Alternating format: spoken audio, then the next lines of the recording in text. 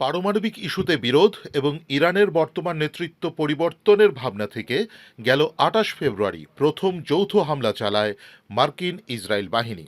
এরপর এই সংঘাত চলছে এক মাসেরও বেশি সময় ধরে।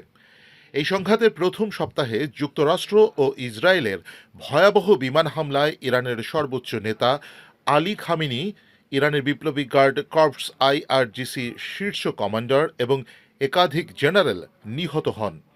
জবাবে ইরান শত শত মিসাইল ও ড্রোন ছোড়ে এবং হরমুজ প্রণালী অবরুদ্ধ করে।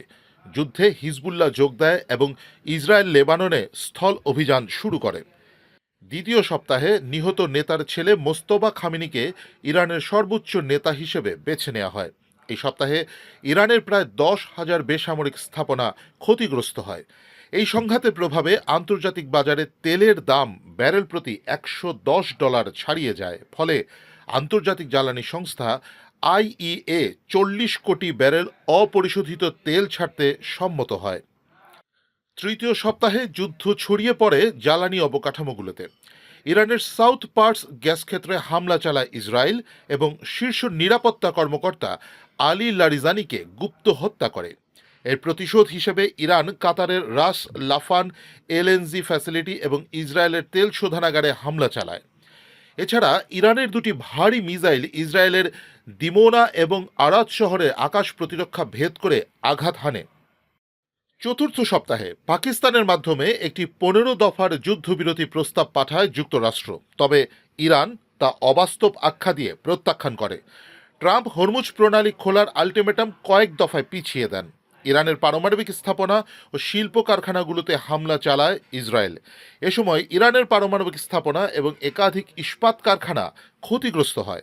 সংঘাতের পঞ্চম সপ্তাহে ইরানের হামলায় বিধ্বস্ত বিমানের পাইলটকে উদ্ধারে অভিযান চালায় যুক্তরাষ্ট্রের স্পেশাল ফোর্স।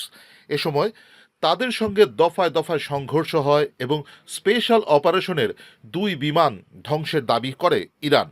এক মাসের যুদ্ধে জোট বাহিনী আকাশে পূর্ণ নিয়ন্ত্রণ প্রতিষ্ঠা করেছে এবং ইরানের নৌবাহিনীর 150টিরও বেশি নৌযান ধ্বংস করেছে। তবে এই সামরিক অভিযানের ব্যয়ভার বিশাল।